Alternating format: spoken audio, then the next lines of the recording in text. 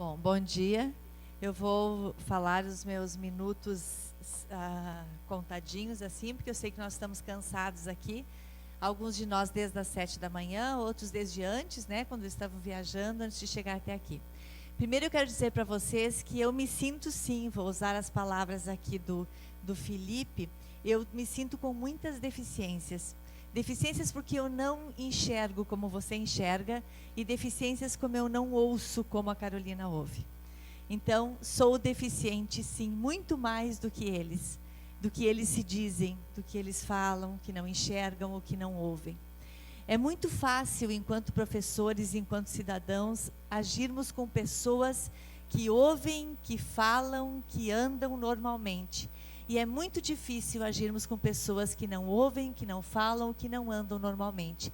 Assim como é muito difícil trabalhar com alunos que têm muitas dificuldades. E é muito fácil trabalhar com alunos que pegam de primeira, como a gente fala. Ou aquele que no início já sabe exatamente o que você vai falar no fim. É muito fácil trabalhar com alunos fáceis e é muito difícil trabalhar com alunos que apresentam algum tipo de dificuldades na aprendizagem. Então, inicio a minha fala é diferente, por isso essa mesa é uma mesa interdisciplinar, é totalmente diferente do que foi falado até agora, que é voltado às tensões, às intenções e às práticas interdisciplinares na iniciação à docência. Então, inicialmente quero agradecer ao convite, me sinto com uma grande responsabilidade de estar aqui na mesa de abertura de um evento desse porte, principalmente junto com pessoas tão ilustres como está compondo essa mesa. Então nós vamos falar agora das questões interdisciplinares. Eu quero abrir essa fala e colocar nesta fala um exemplo e pedir desculpas para aqueles que já ouviram este exemplo em outros lugares. Num determinado momento, eu, recém-saída da universidade, queria fazer uma saída de campo, e aqui meus pibidianos já ouviram eu falar isso, uma saída de campo para ver carvão. Cheguei na universidade para os meus antigos professores e disse: professor, eu gostaria de ver carvão. E o professor me olhou e disse: depende, se é o carvão do Paleozoico ou se é do Eopaleozoico. Eu disse: não, professor, eu só quero levar os meus alunos a ver carvão. O que acontece com o meio ambiente quando o carvão é retirado. Não, Roselane. Se você quiser saber muito sobre carvão paleozoico, você fala com fulano. Se você quiser fazer uma saída de campo para o carvão eopaleozoico, você fala para o outro. E isso trouxe para dentro de mim uma dificuldade muito grande que nós temos na universidade, que é de evitar as especializações extremas. E nós queremos ensinar o nosso licenciando a ser interdisciplinar. Nós não conseguimos na universidade. Não conseguimos enxergar dentro da nossa própria ciência o que nós, enquanto professores, queremos em sala de aula. Eu não queria carvão do Paleozoico definido por tantas peritas, e nem do Eopaleozoico, eu queria carvão, para mostrar ao meu aluno de terceiro ano de ensino médio que ele pudesse ter a competência, sim, professor, a competência de ler aquele espaço, onde está ali aquele carvão retirado, as consequências desta retirada de carvão e a relação do ser humano com aquele espaço. Era o que eu queria, era só o que eu queria. Eu não queria especializar o tipo de carvão de onde eu quisesse visitar. Enfim, então vamos passando, Denise. Pode passar? Então, eu entro dizendo que a iniciação à docência também fala por estágios. E também digo algumas palavras que o professor fala antes, não acredito que precisamos experienciar em sala de aula para poder aprender a ser professor. Tanto é que os nossos alunos, eles são alunos.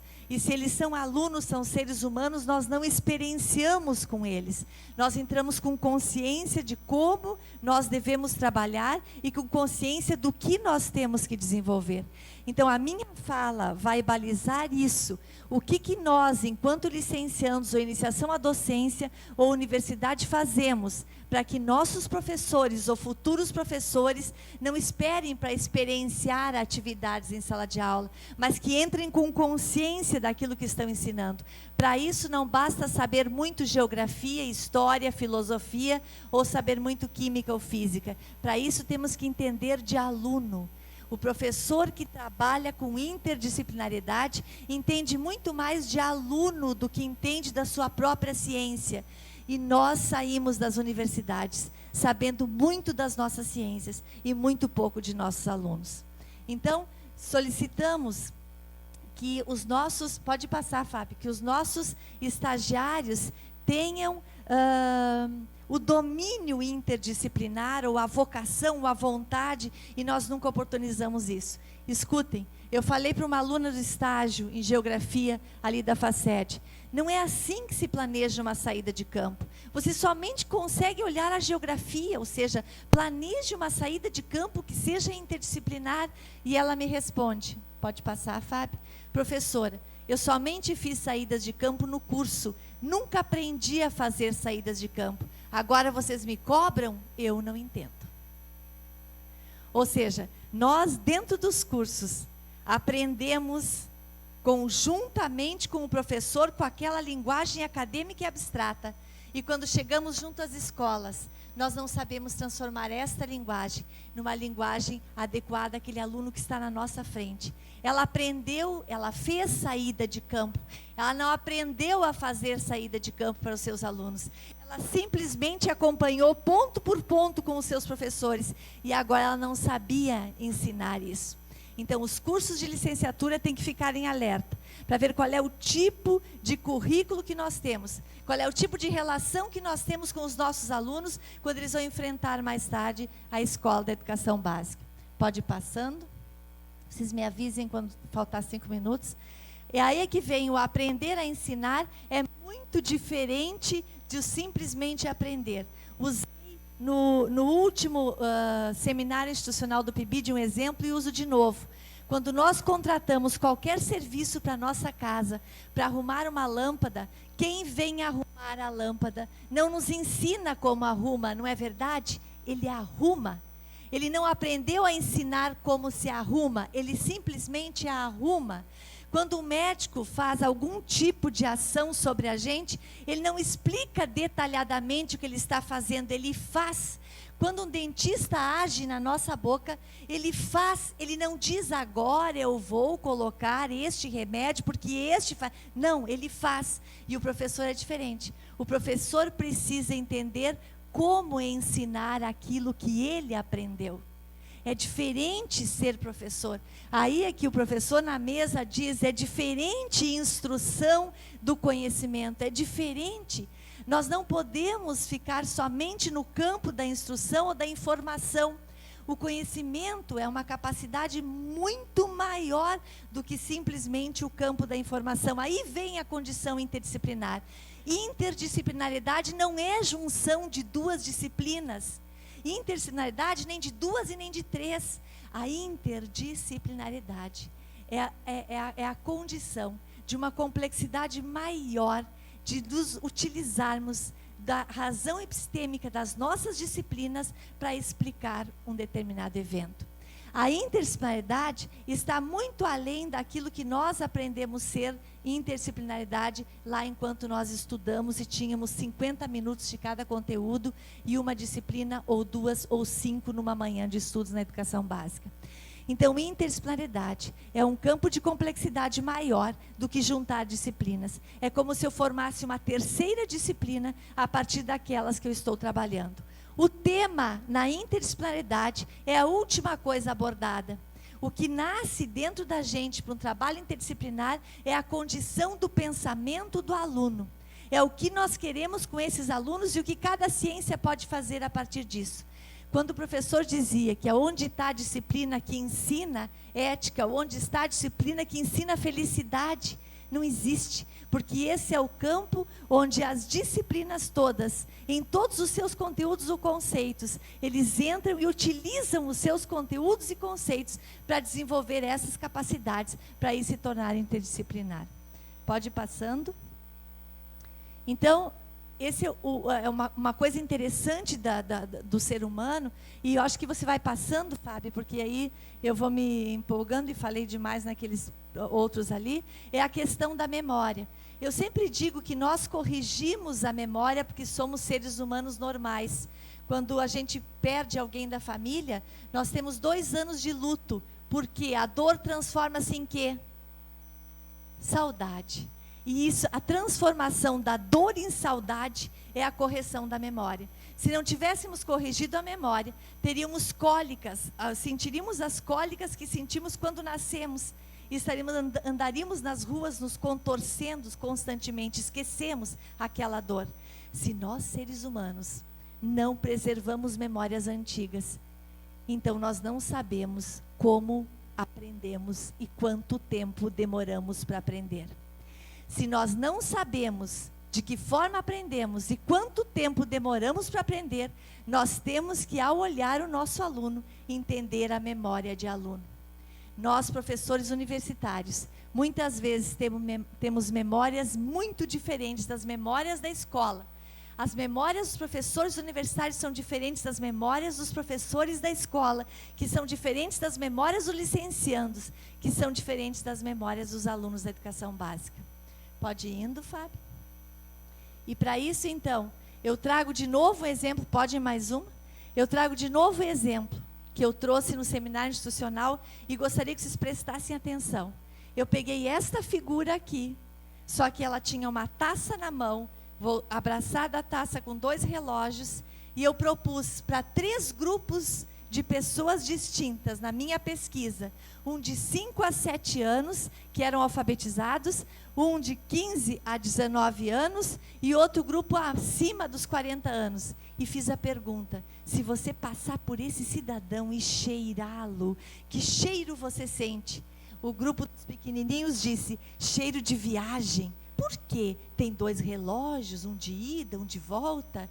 O outro grupo dos adolescentes disse: cheiro de garra, de bola, de suor. O que disse o grupo dos mais velhos? Cheiro de quê? Isso, cocaína.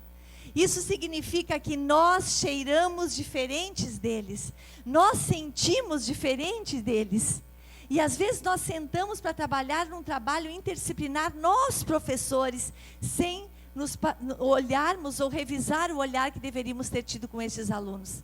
Não precisamos sentar numa escola uma hora e meia para preparar um trabalho interdisciplinar. Basta olhar para aquele aluno e pensar: ele precisa de quê? E o que a minha ciência pode ajudar nisso? Quem cheirou coca não cheirou suor, nem alegria e nem viagem. Porque cada um de nós, dentro das nossas possibilidades, pensamos de uma forma, cheiramos de uma forma e aprendemos de uma forma.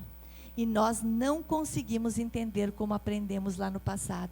Por isso temos que estudar processos de aprendizagem para entender a interdisciplinaridade. Pode ir passando. Não sei como é que eu estou no tempo, quase estourando, né? Nascemos interdisciplinares, e é verdade, nascemos interdisciplinares. A escola nos torna disciplinar. A escola nos ensina que temos que aprender as coisas diferentes. E nós, quando nascemos, já nascemos com um pensamento mais globalizado. Nós nascemos com um pensamento onde vai unir todas as propostas que nós vemos na escola. E a escola divide. A escola divide. Fábio, vamos passando para que dê tempo, eu chegue do Mohan, não precisa, a gente já viu. Não é a junção das ciências. Gostaria de trabalhar com vocês isso, ó. Pode passar mais uma vez, Fábio. Isso aqui. Não, mais uma vez, só para a gente poder... Aqui. Uma das coisas intensas que eu coloco como ação na minha fala, porque ela é feita de tensão, de intenção e de ação, é a capacidade que o secretário de Educação coloca na abertura do nosso evento, de fazer o nosso aluno a querer aprender. Essa é uma temática fantástica da interdisciplinaridade. A escola cala os nossos alunos em fazer as perguntas, como foi falado por alguém da mesa. Os nossos alunos de educação infantil ao 5º ano perguntam muito. Perguntam onde as baleias põem ovos e nós nem sabemos se a baleia põe ovo. Do 6º ano em diante, as perguntas diminuem. É ou não é, professores? Diminuem. Chega no final do ensino médio, eles sentam lá atrás, na última classe, e não perguntam mais nada. Só se for cair no vestibular. O que fizeram com este aluno que entrou com tanta vontade de aprender? A escola não dá conta de tantas respostas. A escola não dá conta de tantas perguntas. Então, faz com que o nosso aluno pergunte pouco e saiba responder muito. A nossa escola ensina a responder muito e perguntar pouco. Pode ir passando? Eu trouxe para vocês algumas perguntas que me instigaram, me instigam, outras eu copiei, outras eu tirei dos meus alunos, onde eles disseram: sabem os girinos que hão de perder suas caudas? A clara do ovo faz parte do pinto? Por que a fervura amolece as batatas e endurece os ovos? Na semente está contida toda a planta. Na semente está contida toda a planta. Passa, Fábio. Olha que amor. Por que não vem peixe pelo bebedouro, professora? Depois, estamos dentro ou fora da terra? Por que a luz não dobra a esquina? Como as moscas conseguem caminhar no teto e não cair? Eu quero saber, vocês da educação básica, se vão lá para a educação básica e vejam se algumas dessas perguntas foram respondidas. Porque a escola tem que ensinar muito mais a querer perguntar, porque ela não dá conta de todas as respostas. E a realidade que nós temos no Brasil é uma escola que, repito, ensina muito mais a responder do que a perguntar. Podemos ir adiante? Então, o entendimento da interdisciplinaridade está contida nos processos e não nos conteúdos disciplinares. A interdisciplinaridade, que nós vamos assistir um show aqui nesses 3 dias à tarde, com esses alunos que trazem propostas maravilhosas, está além daquilo que nós pensamos na academia e estamos programados a pensar. Vamos indo, Fábio? Bom, dentro da interdisciplinaridade, nós temos os PIBIdianos, os quais eu me orgulho muito de ser coordenadora institucional nesta universidade.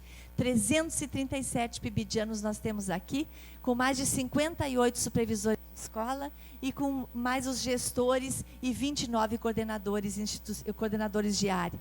Nesse ano, as práticas, pode ir passando, as práticas interdisciplinares, elas estão no projeto do PIBID.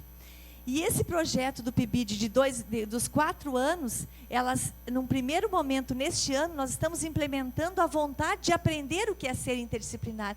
Porque para nós, professores universitários, é difícil. Eu fui professora da educação básica durante 28 anos e poucas vezes consegui ser interdisciplinar.